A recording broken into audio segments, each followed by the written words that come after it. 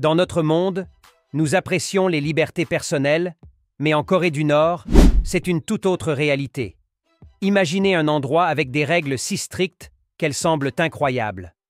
Aujourd'hui, nous allons dévoiler les 10 punitions les plus incroyables qui sont effectivement utilisées en Corée du Nord.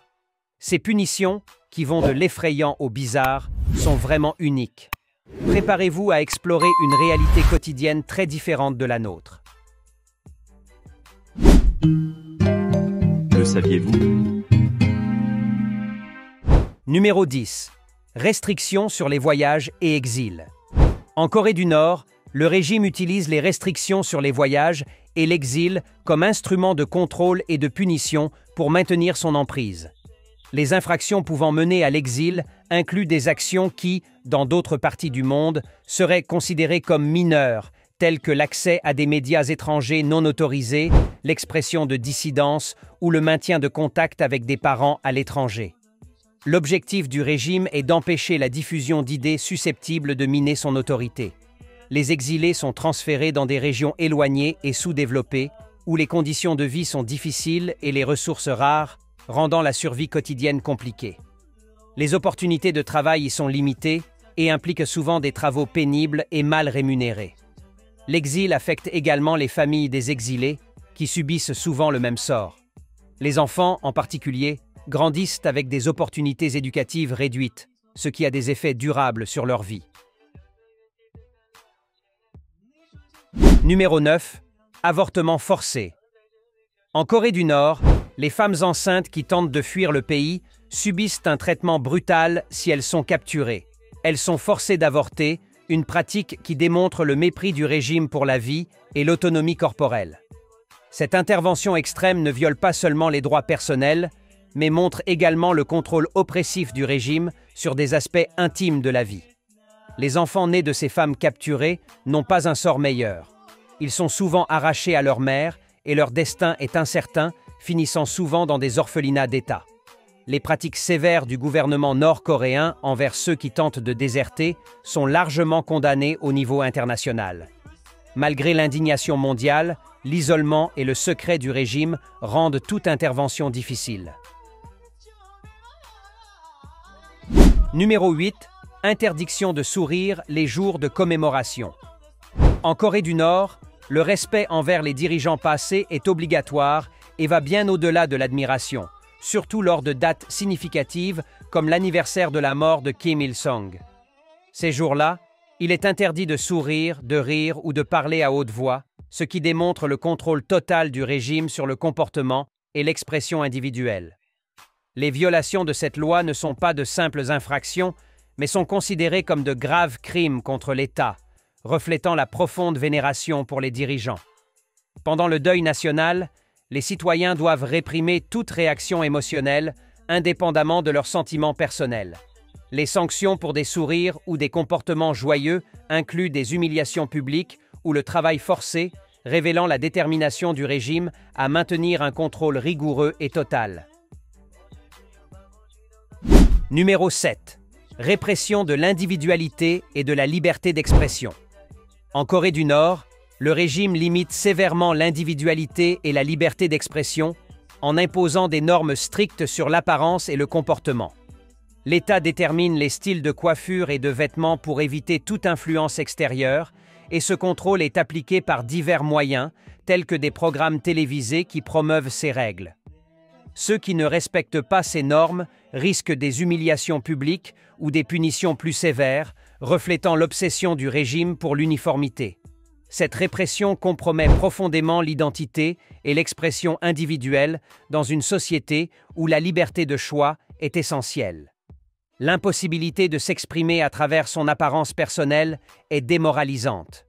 Les citoyens sont forcés de se conformer aux normes de l'État, perdant ainsi leur sens d'individualité. Numéro 6. Expériences chimiques et biologiques. En Corée du Nord, l'un des aspects les plus inquiétants est représenté par les expériences chimiques et biologiques menées sur des êtres humains. Ces expériences présumées incluraient l'utilisation d'agents neurotoxiques et de pathogènes mortels, violant gravement les normes internationales sur les droits de l'homme et les traités sur les armes chimiques. Au-delà des objectifs scientifiques, on pense que ces tests servent à instiller la peur et à démontrer le pouvoir absolu du régime tant au niveau national qu'international. Les témoignages de survivants et de déserteurs décrivent des prisonniers, souvent des dissidents politiques ou des personnes considérées comme des ennemis de l'État, exposés à des substances toxiques pour en évaluer la létalité, sans aucun respect pour leur vie.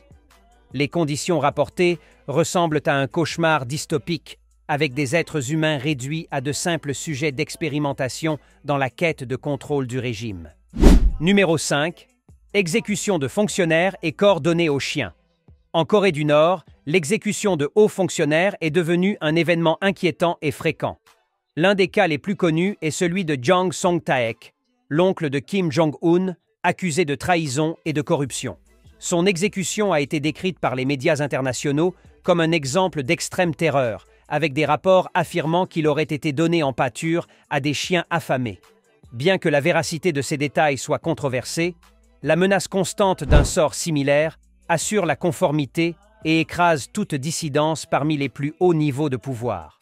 Pour la communauté internationale, ces exécutions offrent un aperçu de la cruauté et de l'oppression du régime nord-coréen. Numéro 4. Persécution des croyances et des pratiques religieuses.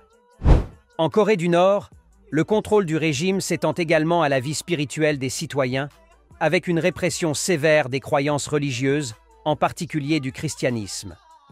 Le gouvernement considère la religion comme une menace à son autoritarisme, craignant que les rassemblements religieux puissent favoriser le dissensus ou introduire des influences extérieures.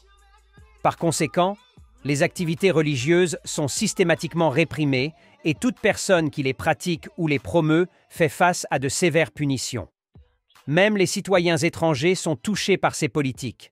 Les missionnaires et les visiteurs qui participent à des activités religieuses ou distribuent des matériaux religieux peuvent être rapidement arrêtés ou expulsés. Pour les Nord-Coréens, le risque est encore plus grand. Les rassemblements religieux clandestins sont lourdement punis et les participants sont traités comme des dissidents politiques. Ce climat de peur assure que la dévotion soit dirigée exclusivement vers le régime. Numéro 3. Camp de travail forcé, Kwanliso. Sous le régime répressif de la Corée du Nord se trouvent les redoutés camps de travail Kwanliso, des centres de détention tristement célèbres pour leur brutalité. Ces camps, tenus secrets, abritent des présumés ennemis de l'État, souvent sans aucun procès légal.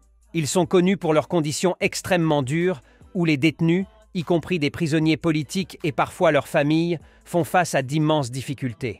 Les témoignages de ceux qui ont fui et des observateurs internationaux révèlent un tableau terrible de la vie dans ces camps, caractérisé par le travail forcé, la malnutrition et des abus systématiques. Le travail forcé est particulièrement préoccupant. Les détenus sont contraints à des travaux épuisants dans des mines, des camps de déforestation et des terres agricoles, contribuant ainsi à l'économie du pays. Ce système non seulement exploite les prisonniers, mais soutient aussi le modèle économique du régime. Malgré les critiques internationales et les appels à la fermeture de ces camps par des organisations de défense des droits de l'homme, le gouvernement nord-coréen continue de les gérer, niant les atrocités commises. Numéro 2. 3 générations de punition. En Corée du Nord, la règle des 3 générations de punition est l'une des mesures les plus sévères et redoutées, introduite en 1992 par Kim Jong-il.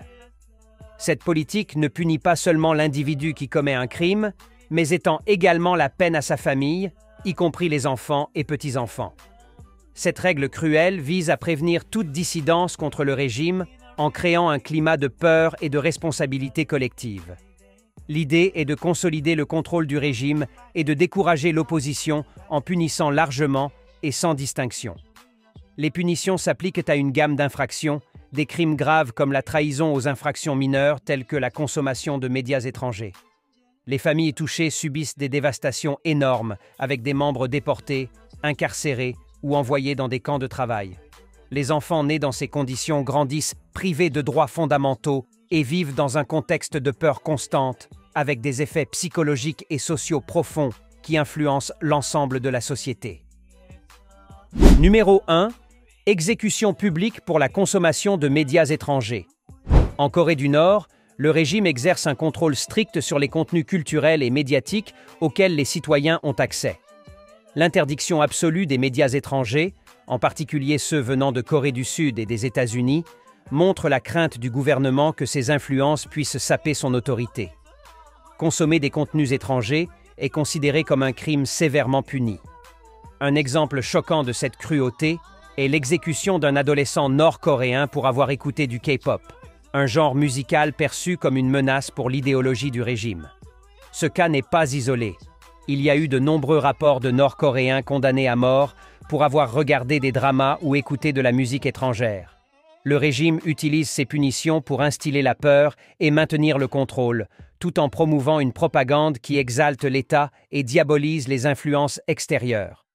Ce contrôle total étouffe toute forme de pensée individuelle et crée une culture de peur et de conformisme. Aujourd'hui encore, notre voyage touche à sa fin, mais ce ne sera pas le dernier. N'oubliez pas de laisser un like, un commentaire et de vous abonner à la chaîne si vous avez aimé la vidéo. À la prochaine aventure.